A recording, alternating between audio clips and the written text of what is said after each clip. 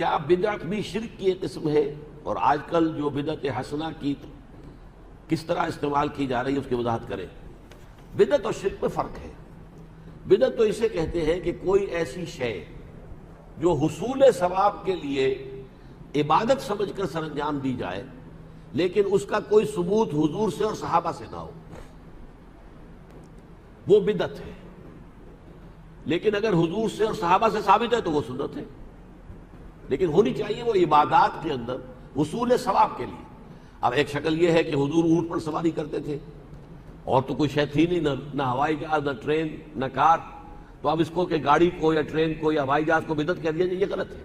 یہ تو scientific technological ترقی ہے جو ہو رہی ہے، لیکن جو چیزیں کہ عبادات کے ضمن میں حصول ثواب کے لیے کی جائیں ان میں کسی شے کا اضافہ نہ ہو، وہی ہو جو کہ ما انا علیہ واصحابی، جس پر کہ حضور کا اور آپ کے صحابہ کا طرز عمل تھا۔ اگر کوئی اور رسم ہم ایجاد کر لیں گے، مثلا اب یہ تیجا ہے، سوئم ہو رہا ہے، قرآن خوانی ہو رہی ہے تیسرے روز جمع ہو کر، اس کا کوئی ثبوت نہیں، نہ صحابہ کی زندگیوں میں نہ حضور کا اپنا عمل ہے، یہ در حقیقت بدعت شمار ہوگی۔ آپ جو ہے 10واں منا رہے ہیں، 7واں منا رہے ہیں، کوئی ثبوت نہیں۔ تو یہ چیزیں وہ ہیں کہ جو بدعات کی شکل میں آ گئی ہیں، اور اس لیے ظاہر بات ہے کہ اس میں حصول ثواب بھی ہے اور ایصال ثواب بھی پیش نظر ہے۔ تو حصول ثواب اور ایصال ثواب کے لیے کام وہی کیے جانے چاہیے جن کا ثبوت حضور اور صحابہ کے طرز عمل میں مل جائے۔ بدعت حسنہ کا لفظ جو ہے وہ صرف حضرت عمر نے استعمال کر دیا تھا کہ تراویح کا یہ نظام جو ہے کہ سب مسلمان مل کر ایک امام کے پیچھے جماعت کی شکل میں 20 رکعت نماز پڑھیں، یہ حضور کے زمانے میں نہیں تھا، حضرت عمر نے اس کو جاری فرمایا، تو اسے بدعت کہا۔ حالانکہ بدعت اس لیے نہیں ہے کہ حضرت عمر تو خود صحابی ہیں، خلیفہ ہیں، حضور نے تو فرمایا علیکم بسنتی و سنت الخلفاء الراشدین المہدیین، اور میں نے بھی ابھی تک جو تعریف کی ہے وہ یہ ہے کہ جس کا ثبوت صحابہ سے اور حضور سے نہ ملے، تو یہ ثبوت تو حضرت عمر سے مل رہا ہے، لہذا یہ اس دائرے سے خارج ہو جائے گا۔ لیکن ٹیکنیکلی حضور نے اس کے لیے بدعت کا لفظ استعمال کر دیا صرف اس لیے کہ یہ حضور کے زمانے میں نہیں تھا۔ لوگ اپنے طور پر جو ہے نمازیں پڑھتے تھے، رات کو قیام اللیل کرتے تھے، مختلف لوگ جو ہے مختلف اوقات میں، حضور صلی اللہ علیہ وسلم کا بھی معاملہ یہی ہے، آپ عام طور پر جو ہے صرف 8 رکعتیں تہجد کی جو ہے وہی ادا کرتے تھے، رمضان میں بھی، رمضان میں زیادہ طویل کر دیتے تھے۔ لیکن یہ ہے کہ بعد میں حضرت عمر نے یہ نظام قائم کیا، اور یہ اب ایک خلیفہ راشد کا قائم کیا ہوا نظام ہے، یہ بدعت نہیں ہے بلکہ سنت خلیفہ راشد ہے۔ علیکم بسنتی و سنت الخلفاء الراشدین المہدیین، حضور کے اپنے فرمان مبارک کے مطابق۔ البتہ حسنہ کا لفظ آپ نے خود کہہ دیا اس لیے کہ اس کے اندر جو ہے اچھائی ہے، اگرچہ یہ حضور کے زمانے میں نہیں تھی۔ محمد آصف صاحب، جب وسائل کی اہمیت نہ ہونے کے برابر ہے تو پھر اقامت دین کے لیے انتظار کیوں کیا جا رہا ہے کہ جب تک اتنے آدمی مہیا نہیں ہوتے کوئی اقدام نہیں کیا جائے گا؟ دیکھیے، میں نے یہ نہیں کہا کہ کوئی اہمیت نہیں ہے، فیصلہ کن اہمیت وسائل کی نہیں ہے، یہ تو نہیں کہہ سکتے آپ کہ کوئی اہمیت نہیں ہے۔ آپ اگر ہل نہیں چلائیں گے، گندم نہیں بوئیں گے تو کہاں سے گندم ہو جائے گی؟ لیکن یہ نہ سمجھیے کہ یہ سارا آپ ہی کے اوپر دار و مدار ہے، بلکہ اللہ تعالیٰ کا اذن، اللہ کی مرضی۔ کوئی فعل، میں نے یہ گھڑی اٹھائی، میں نہیں اٹھا سکتا تھا اگر اللہ نہ چاہتا، تو اس کو اٹھانے کا ارادہ میرا ہے، اس ارادے کی تکمیل اللہ کی طرف سے، یہ دونوں چیزیں ہر وقت پیش نظر رہنی چاہیے۔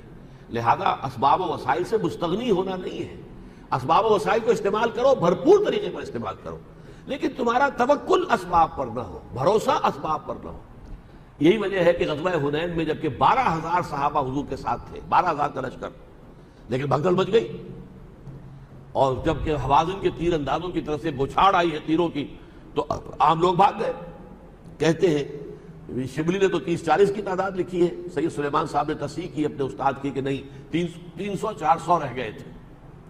12,000 میں سے صرف 300-400 کا رہ جانا، گویا 11,500 کا میدان سے بھاگ جانا کتنی بڑی بھگدڑ ہے۔ قرآن نے یہی کہا ہے وَيَوْمَ حُنَيْنٍ إِذْ أَعْجَبَتْكُمْ كَثْرَتُكُمْ، یاد کرو اس حنین کو، دن کو، حنین کے دن کو کہ تمہیں اپنی کثرت پر گھمنڈ ہو گیا تھا، تو تعداد نہیں، 313 تھے، تم نے شکست دی اللہ کے اذن سے۔ 12,000 تھے، 11,000 بھاگ گئے، حالانکہ بعد میں دوڑ کے واپس آ گئے۔ حضور نے جب صدا لگائی اور رجز پڑھا انا النبی لا کذب انا ابن عبد المطلب، اور الیہ عباد اللہ، الیہ یا اصحاب الشجرہ، الیہ یا اصحاب البدر، آؤ لوٹو، کہاں جا رہے ہو، اے وہ لوگوں جنہوں نے مجھ سے بیعت کی تھی درخت کے نیچے، تو پھر لوگ لوٹ آئے۔ لیکن یہ کہ بھروسہ نہیں ہونا چاہیے نہ تعداد پر. البتہ جب آپ پلان کریں گے کوئی کام کرنا، اس میں وسائل اور اسباب کو پیش نظر رکھنا لازم ہے اور مسنون ہے. جن اعمال سے انسان نے توبہ کر لی ہے، کیا وہ بھی اعمال نامے میں موجود ہوں گے؟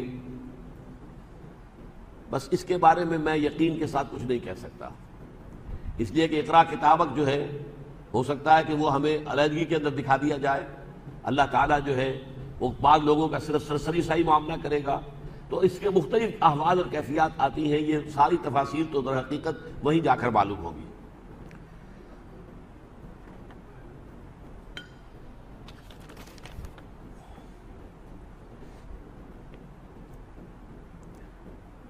قاری احمد علی صاحب، آپ نے درس میں فرمایا قیامت میں حساب اسی زمین پر ہوگا. میں نے قرآن میں یہ آیت پڑھی ہے کہ یوم تبدل الارض غیر الارض. صحیح ہے، ہم قیامت میں زمین کو تبدیل کر کے دوسری زمین لائیں گے؟ نہیں، ہم زمین کو بدل دیں گے اس کے سوا، غیر الارض یعنی زمین کی شکل بدل دیں گے.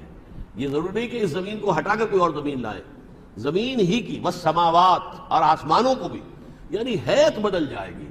وہ زمین جو ہے قاعن صفصفا، یہ زمین جو ہے اس میں نہ کوئی اونچائی ہوگی، لا عوج فیہا ولا امتا، نہ کہیں کوئی اونچا ٹیلا ہوگا، نہ پہاڑ ہوں گے، بلکہ قاعن صفصفا یہی زمین کر دی جائے گی. اذا الارض مدت والقت ما فیہا وتخلت، یہ ہوگا. لیکن یہ ہے کہ زمین یہی رہے گی، البتہ اس کی شکل اور حیت بدل جائے گی. اس آیت سے ثابت ہوا کہ زمین قیامت تبدیل کر کے دوسری زمین نہیں، دوسری نہیں بلکہ زمین کی شکل بدل دی جائے گی جس سے وہ کچھ اور نظر آئے گی. محمد وسیم صاحب، میرا سوال یہ ہے کہ مدد صرف اللہ تعالیٰ سے مانگنی چاہیے اگر ہم جیسا کہ سنتے اور کہتے ہیں یا علی مدد، کیا یہ بھی شرک میں داخل ہے؟